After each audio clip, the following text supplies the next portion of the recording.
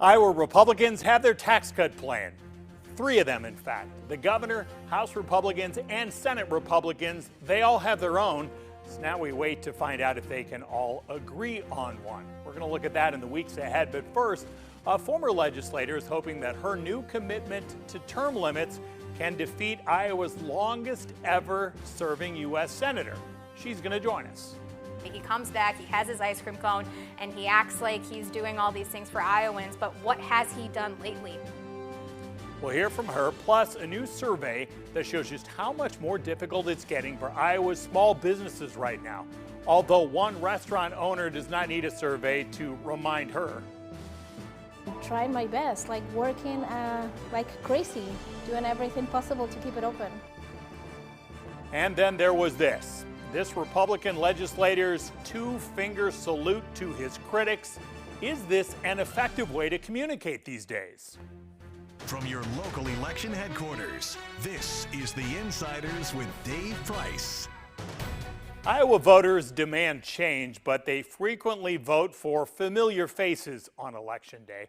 Well, there's a national group trying to convince Iowans to join an effort to change that thinking and instead support term limits. Supporters gathered in Des Moines over the past week, and there was some conflict.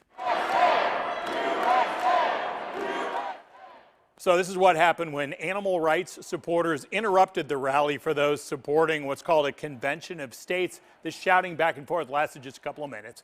Now, the convention of states idea wants 2/3 of the nation's states to support a national gathering of states' representatives. Then, if 3/4 of the states would agree on a particular idea, they could change the U.S. Constitution. It's something that's never happened before. Now, Republicans, of course, control Iowa's governor's mansion, both chambers of the state legislature, both U.S. Senate seats, and 3 of the 4 U.S. House seats, but it's Democrats now in control of D.C. Iowa Republican lawmakers took part in this convention of states criticism about the D.C. leadership, and that included some digs from when Republicans used to be in charge in D.C. And I think that Donald Trump was wrong when he said that it was a swamp. Oh no, it's much worse than a swamp. Washington, D.C. is a cesspool, and it needs to be fixed. It needs to be drained and fixed. We send them to D.C. to do work on our behalf. And we all know how bureaucratic Washington, D.C. has gotten. I'm not really positive that our elected officials in D.C. have the power over the bureaucrats anymore.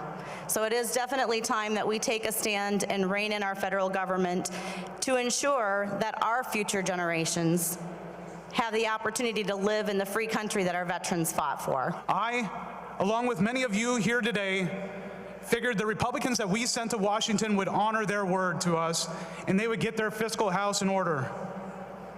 Regrettably, that trust remains unfulfilled. Like an average politician, they overpromised and they underdelivered.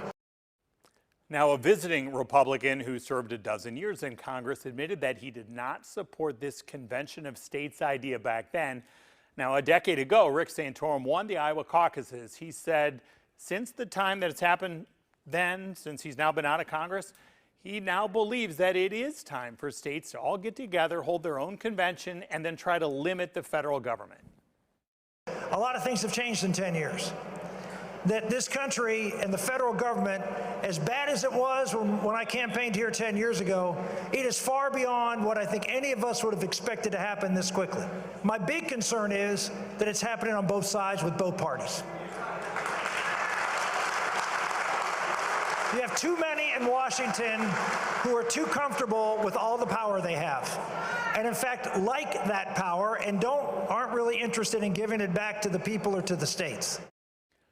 When Santorum got elected to Congress back in '94, he ran when Republicans were promising voters that contract with America, and it did seem to work. They flipped both the U.S. Senate and House that year away from Democratic control. That contract with America promised things like tax cuts, a permanent line item veto, and a balanced budget amendment, among other things.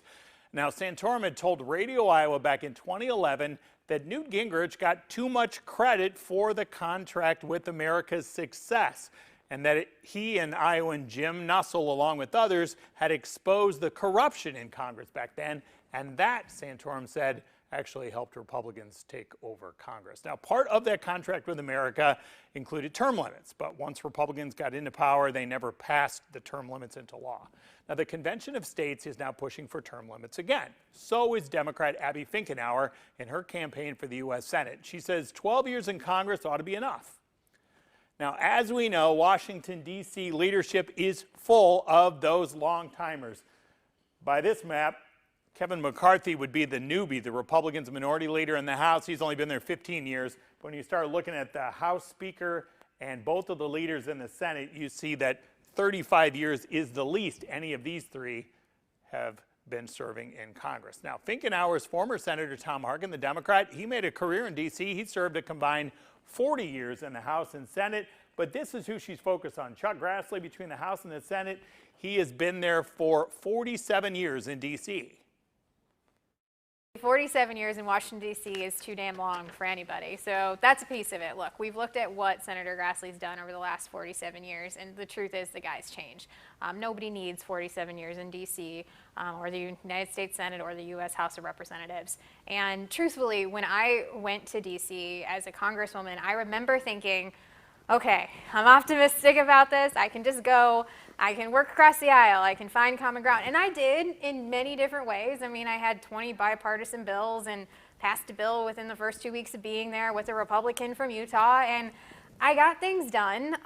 But I also had a front row seat to watching some of the corruption that was there, right? I mean, you've got folks that are sitting in these seats who have been there just for decades, and I don't even think they know why they're there anymore.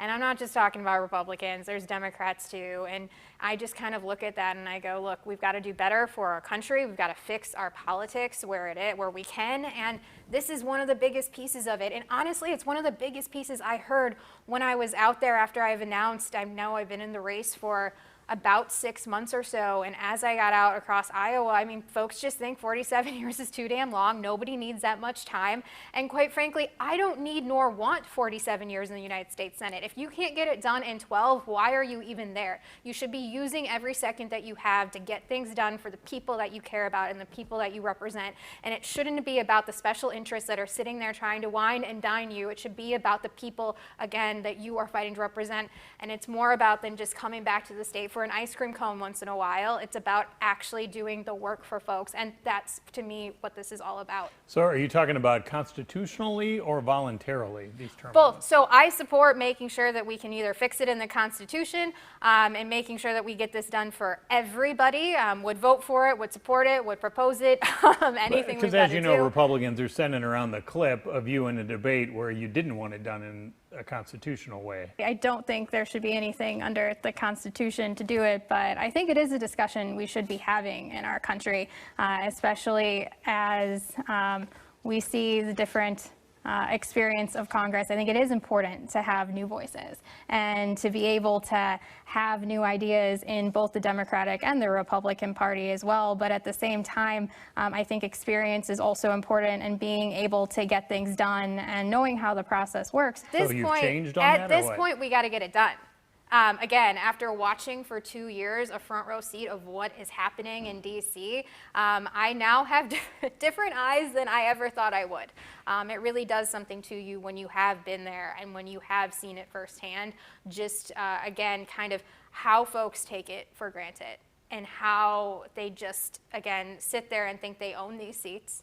They pass them on to their kids or whoever it is, and that's not how our country is supposed to work. We're not the British monarchy, we're the United States of America, where a pipefitter welder's daughter should be able to make it in Congress, but also somebody else, daughter and son, should be able to as well. It shouldn't be unique that I'm the first member of the United Association family that had ever been elected to Congress. We should have more working class kids being able to be elected to Congress or to the United States Senate, and a piece of how we do that is term limits. And so whatever way we've got to get it done, we should. And here's the other piece. It's not enough to just say you want to see it done, like Senator Grassley has said he wants to see it done over 47 years, but he's never held himself to it. I think it's important that you actually have somebody who's willing to actually follow through. And so that's what I promise to do as well. Again, I don't want or need 47 years there, and if you can't get it done in 12, what are you doing? So would that have been Tom Harkin would have had a much shorter career if we had this right? He would have. And honestly, at this point, when I look again how just our politics has changed, how divided it really is, with the way gerrymandering has taken hold of this country, there is so much that we have to fix. And term limits is one of the ways we can do that now. Not only that, but also, again, fixing gerrymandering and get rid of these districts that are so far left or so far right that you've got people not even wanting to talk to each other anymore. And you've got Chuck Grassley not wanting to support the Voting Rights Act, which actually tackles gerrymandering. It gets rid of racial gerrymandering, which we should absolutely be getting rid of in this country. You shouldn't be drawing districts depending on the color of the skin of the person that lives in them. That's not how it should work. And so again, there's so much we can do to fix the corruption, to fix the system, and it's about time, I think, we have somebody in the United States Senate representing Iowa who's willing to get it done and not just give lip service to it like we've heard from Grassley for 47 years. So here's the response from Grassley's campaign pointing out that Finkenauer has flipped on the issue of term limits. His statement read in part, quote, "When she was in Congress before she was fired by Iowans after only a single term for voting in lockstep with Nancy Pelosi, she said that experience is important and the test for incumbents should be whether they are adding something." So what's changed? Now she's running against Iowa's senior senator, ranking member of the Judiciary Committee, and someone who is consistently rated as one of the most effective and bipartisan senators. Grassley supports term limits, also believes that his seniority has benefited Iowans. All right, up next, an area where Finkenauer says the Biden administration could have done better.